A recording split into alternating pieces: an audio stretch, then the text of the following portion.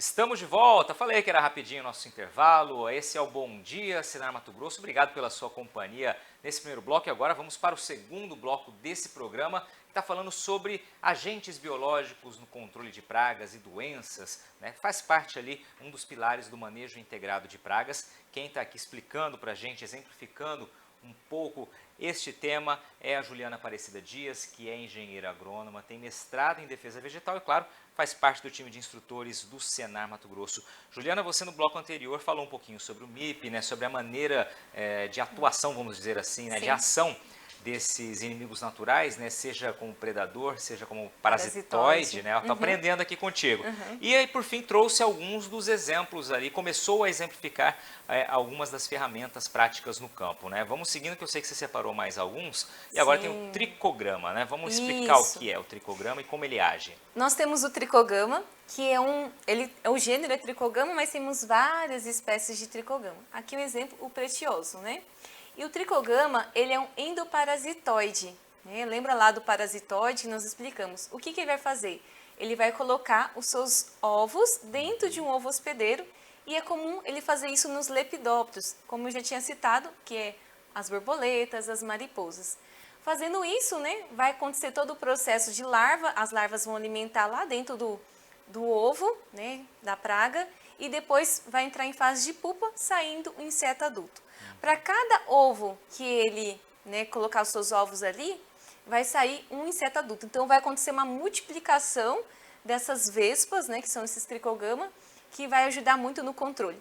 Aqui eu coloquei um exemplo, a traça do tomateiro, né? Então, costuma o produtor comprar as cartelinhas, colocar na haste, que seria o galho das plantas, e isso, né, vai fazer a soltura do tricogama. É muito bacana. E também é muito comum na cultura da cana-de-açúcar, né, no controle da broca da cana. Muito já utilizado, muito conhecido na cana, né? Legal, e é legal que interessante que assim, como você disse anteriormente no primeiro bloco, né, um agente ele pode ser utilizado e trazer benefício para várias culturas, né, ajudar a Sim. combater pragas aí de várias culturas, é o caso do tricograma aqui, né? Por isso que é legal que às vezes o produtor vai pensar, poxa, mas eu vou gastar o início. Depois o próprio inseto ele vai se multiplicar, então vai causar benefício, né? Então vai se multiplicando novas vespas, né, no controle. Perfeito, vamos passar para o próximo então ali. Nós temos aqui os himenópteros, né, do gênero Ophius, e esses insetos, eles fazem o controle da mosca minadora. A mosca minadora, ela causa o problema que é a larva minadora, né? A larva entra na planta, causa enrolamento, né, prejudica todo o sistema da planta. Então, eles são um ótimo controle. Então, às vezes a gente vê o inseto, né, que é do gênero Ophius, e não consegue, né, observar que eles vão atacar as moscas minadoras. Em que cultura que ela ataca mais ou tem uma presença mais danosa? Então, a mosca minadora em si, que é a praga, ataca muito nas hortaliças, citros, né? É comum, laranja, limão, esse enrolamento da folha causado pela larva minadora. Então, eles ao estar na natureza, eles vão em combate dessa mosca minadora. Perfeito. Muito bom. Temos aqui os fungos, né? Entrando agora na parte dos micro-organismos. Então, conhecemos alguns que são maléficos, mas aqui no caso nós estamos falando daqueles que são benéficos. Vou dizer um, Luiz, que é bem conhecido, que é a Bovéria baciana. Esse fungo, Bovéria baciana, ele já é muito utilizado no controle da broca da bananeira, né, que é o moleque da bananeira. Além disso, ele consegue também controlar ácaros, pulgões, também as moscas brancas, né? Então tem várias formas também de utilizar esse fungo.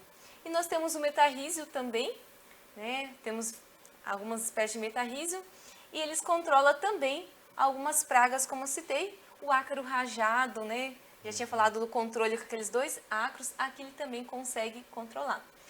É bacana fazermos essa aplicação desses fungos com intercalações também de cauda de nim, né? Que é os extratos feitos a partir da folha de nim também, tá? Você falou da intercalação, tem algum momento mais indicado para fazer a aplicação desses fungos ou não? Aqui no caso é contato, né? Então, por exemplo, vou dar um exemplo na cultura da banana. Vai fazer um corte, por exemplo, no pseudocaule, que é do tronco da banana, deixa ali e coloca o fungo. Vai estar comprando assim na fábrica, né? Colocando esse fungo. A broca vai vir atacar e ela vai morrer. Então pode estar aplicando sobre a planta Contato, sem né? problema, não vai matar a planta, vai matar apenas o inseto ali, né, o hospedeiro, que ele Maravilha. ataca. Perfeito. Mas é bem conhecido também a Bovéria baciana. Vamos lá. E aqui nós temos os bacilos, né? Eu falei do fungos e aqui nós temos bactérias, que também são benéficas. O bacilos é o gênero, então tem várias espécies de bacilos, né? Aqui tem vários para a gente for ler, né? Algumas mais conhecidas do que a outras. E eles atacam também várias doenças, né? Então nós temos os fitopatógenos aqui, isotacnia, fusário, esclerotinia, fitófora, verticílio, esclerótio, então vários, né? Várias doenças que prejudicam a planta, né? O cultivo em si. E alguns já estão registrados no MAPA, que é o Ministério de Agricultura, Pecuária e Abastecimento. Eles fazem mesmo os registros de produtos que controlam, né? No caso são as pragas. E aqui a gente tem 2 exemplos de registro à base de Bacillus subtilis e Bacillus pumilus, né? Aqui um exemplo de produto feito a partir do Bacillus, né? Então compra-se o produto e faz a pulverização, né? Então aplica ali sobre a cultura no controle. Essa bactéria Bacillus, ela também é muito conhecida no controle das lagartas, né? Isso é utilizado em lavouras de soja, né? Então, seria o BT ali, né? isso, muito bem, né? Então ela já tem o pessoal já tem um conhecimento, porém alguns ficam meio, será que funciona, né? Será que funciona, né? Então é muito utilizado. Então nós temos aqui um exemplo, a lagarta do tomateiro. Por que eu trouxe aqui também o exemplo de hortaliças? Porque às vezes é conhecido no controle só de grandes culturas, mas, por exemplo, as hortaliças, né, também há um controle. Isso é legal, tá? né? Que você vai mostrando, como eu citei no primeiro bloco, como um agente pode servir de ferramenta aí para várias culturas diferentes, né? Seja grão, seja frutas, né? Hortaliças, enfim, muito bacana. E nós temos aqui uma espécie Bacillus thuringiensis, né? Que é utilizado na lagarta do tomateiro. Um exemplo do que é registrado também no mapa, né? Aqui tem um produto já mostrando ele sendo já registrado para se utilizar, que é o controle de Botrytis cinerea, né? Que é a podridão, né? Que é costume essa podridão. Então nós temos essa Bacillus pumilus que ela vai controlar essa podridão que é comum em várias plantas também, né? O ataque. Muito bem. Frente, vamos lá. E nós temos aqui o tricoderma, né? Também é um fungo. O tricoderma, ele é conhecido no controle de alguns fitopatógenos, né? Aqui um exemplo, o fusário, né? O fusário que é um problema, né, para várias culturas, risotecnia e esclerotinia, que é o mofo branco. Então, como que a gente pode combater? Vou dar um exemplo aqui no feijão, né? Muito comum o mofo branco no feijão. Esse controle deve ser feito antes do florescimento, né? Então, antes de começar o florescimento da cultura, já aplica, né, tricoderma. E esses esporos do fungo, a gente está conseguindo ver na imagem aqui, ó, eles vão se colonizar naquele fungo ali e vão se colonizar parasitando todo o desenvolvimento do próprio fungo aqui. Então, ele vai fazer esse controle, né, combatendo a estrutura desses patógenos aqui. Maravilha, muito bom. Vamos lá, utilização dos agentes biológicos, né? O que você diz pra gente agora? Então a pergunta é, como a gente vai utilizar esse controle, né? Então alguns eu até dei um exemplo como seria, né? Quando a gente trata dos inimigos naturais, como insetos, por exemplo, a gente vai fazer a soltura desses agentes. Então vai se comprar mesmo, alguns em forma de cartela, outros costumam fazer solturas, tem várias tecnologias, né? Onde eles lançam na propriedade para poder acontecer a soltura, né? E nós temos aqueles produtos que já são, né, manipulados no laboratório, onde ele já tem ali todo como que fala, o agente biológico no controle, né? Então, podemos aplicar nas sementes, nos substratos de mudas, ou incorporar no solo, pulverizar sobre as plantas, canteiros. Também, quando for fazer o transplante das mudas, podemos usar isso de forma como prevenção da doença, né? Então, ele já vai, por exemplo, com esses agentes biológicos, evitando com que a praga, né, entre aqui, por exemplo, na cultura. Tá? Maravilha. Juliana, depois de apresentar aí essa gama de informações, queria que você deixasse um recado para o produtor. Aquele produtor que não faz uso ainda do manejo biológico, dos agentes biológicos, mas ficou interessado, como ele deve começar, que tipo de informação ele deve buscar para poder fazer uso aí corretamente desse produto? Então, muito bem. Existem Esse produto várias não, dessa pesquisas, ferramenta, né? Então, é bacana procurar um técnico, né? Ou um agrônomo, por exemplo, que já tenha Contato. esse conhecimento, porque alguns também não costumam trabalhar com os agentes biológicos. Mas nós temos os órgãos também que dão assistência técnica, hoje dentro do estado. Nós temos o próprio Senar em si, que dentro dos treinamentos, eles já fazem também as recomendações técnicas a partir do controle biológico, né? Então, costumamos, como instrutores, fazer isso, para que o produtor possa, né, conseguir ter, saber utilizar. Porque precisa saber mesmo quais são aqueles, né? Por exemplo, se eu vou usar bacilos para que cultura, de que forma, o que vai, né, combater. Então, tem que ter um pouco de conhecimento. Lembrando, como você frisou para a gente encerrar aqui, que é possível utilizá-lo na produção de orgânicos, Sim, né, dentro do tranquilamente, orgânico. e também associado com agroquímicos, né? Aí, claro, precisa ter o Isso. cuidado para não colocar um produto em detrimento do outro, acabar, né, Sim. o inseticida prejudicando um agente desse daí, como você bem ressaltou, né? Então, por exemplo, dependendo se eu for aplicar alguns... Vou dar um exemplo lá do tricoderma, né? Sempre mais final da tarde, um período mais fresco. Evitar o uso de fungicidas nesse intervalo, porque posso estar matando, né? São fungos, então o fungicida químico vai estar matando aqueles que são benéficos. Então, tem que ter alguns cuidados. E essas recomendações quem faz sempre é um engenheiro agrônomo, né? Um técnico específico nessas áreas de controle biológico. Juliana, muitíssimo obrigado pelas informações. Acho que deu para a gente ter uma ideia de como é ampla essa possibilidade, como é ampla como são amplas as ferramentas que podem ser utilizadas aí por quem está do outro lado da tela nos acompanhando. Obrigado mais uma vez pelas suas informações. Luiz. E obrigado a você pela companhia com a gente aqui neste Bom Dia Senar Mato Grosso, nessa manhã de quarta-feira. Um excelente dia e até semana que vem.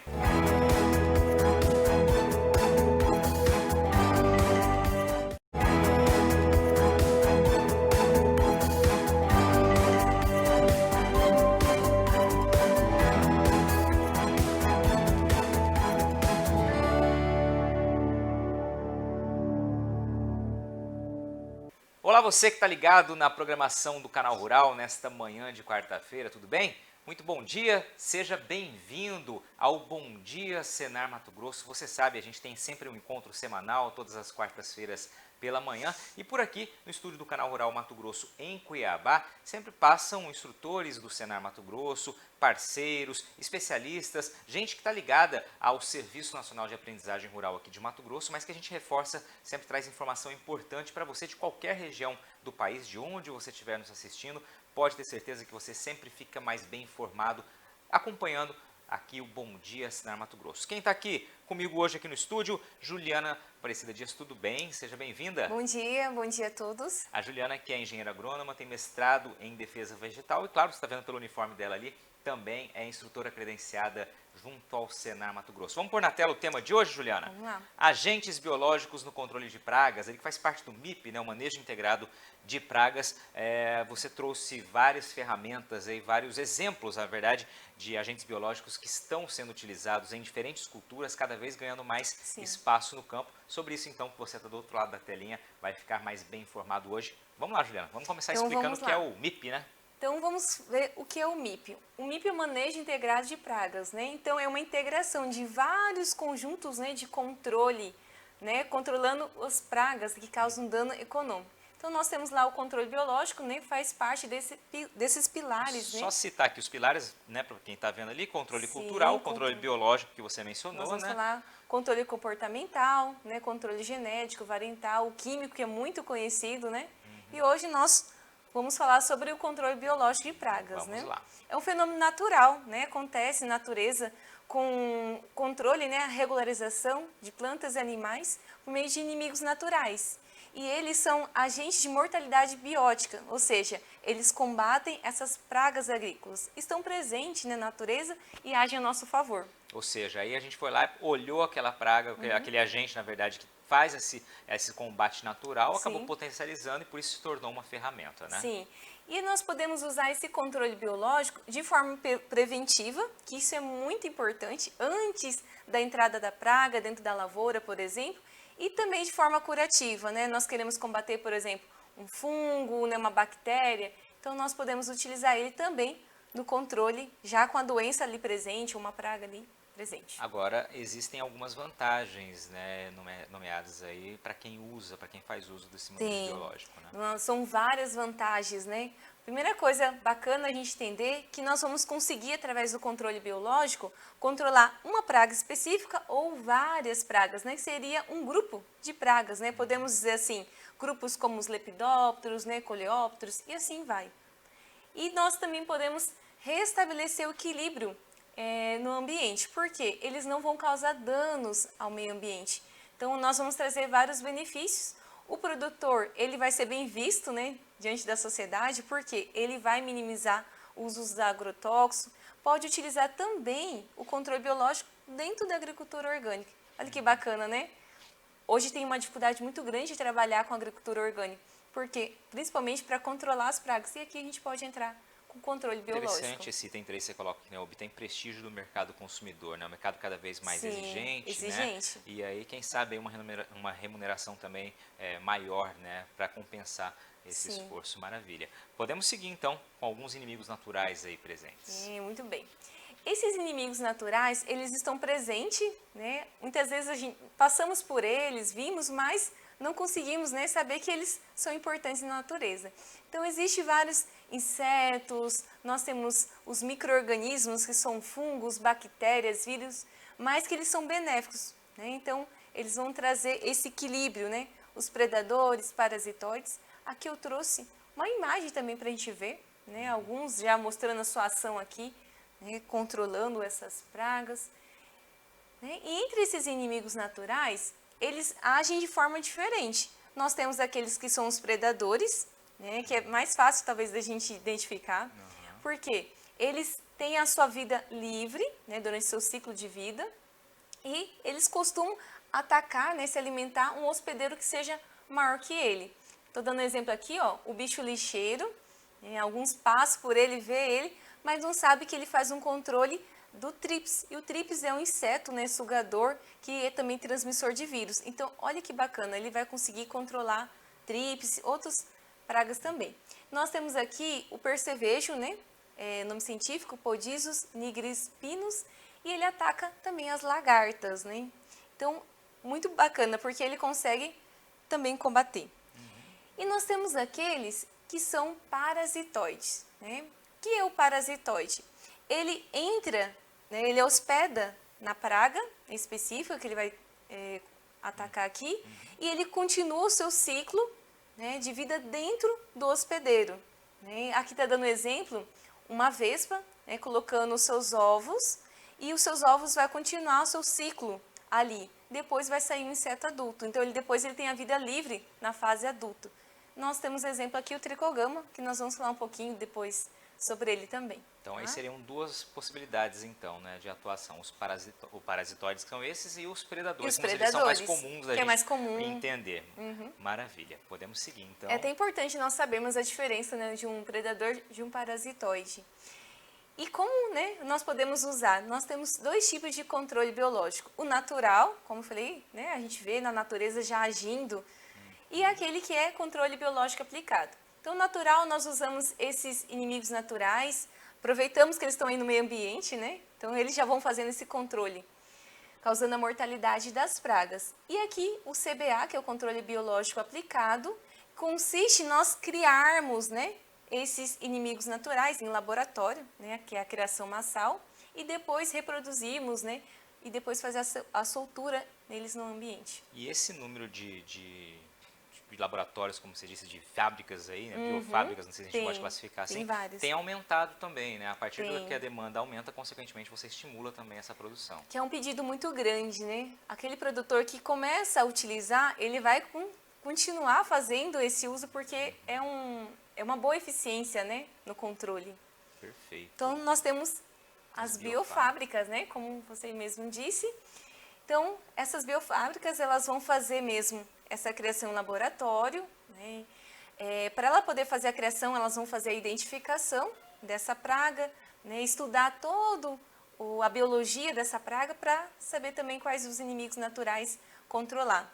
O que é bacana, Luiz, que, por exemplo, pode a biofábrica, né, for combater uma praga, essa praga não é do nosso país de origem. Eles vão em busca dos inimigos naturais desse país de origem também para poder fabricar aqui no Brasil e combater.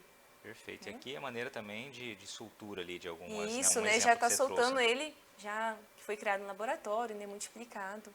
Agora vamos para aquela parte que você trouxe alguns exemplos aí, né, para a gente conhecer. Eu confesso, você que está em casa, a gente viu a apresentação antes, fiquei surpreso com a quantidade que ela trouxe. Ela disse que apenas são alguns que ela coletou, alguns exemplos, mas tem muito mais. Mas é legal para a gente ver a dimensão de como é ampla, né, a possibilidade de combate por meio dos agentes biológicos. Né? Isso. Então vamos colocar aqui um exemplo da joaninha. Né? A joaninha é muito conhecida já no controle biológico, né? Muitos produtores já estão atentos aí.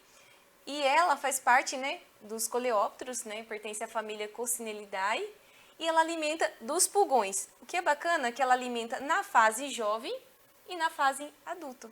Então, nas duas fases, ela vai conseguir controlar o pulgão, e o pulgão é um problema, né? Principalmente nas hortaliças, ataca várias culturas, né? Um exemplo aí, a couve, né? E entre outros, vários, e ela consegue alimentar. Então, ela não vai causar dano econômico para as culturas cultivadas. Como é possível, no caso da joaninha, aumentar a população dela para agir a favor do seu negócio? Já existe a criação massal dela também. Então, pode, por exemplo, o produtor estar comprando, né, incentivando. E aí faz soltura ali. Isso. E uma outra coisa que é legal é evitar o uso de inseticidas, né, porque pode também estar matando. Então, aquele que for trabalhar com controle biológico, ele consegue controlar, por exemplo, o pulgão usando a joaninha, né? E evitando para aplicar os inseticidas para não matar elas também. Para que elas possam agir também. Sim. Perfeito. Vamos para outro exemplo aí, Juliana.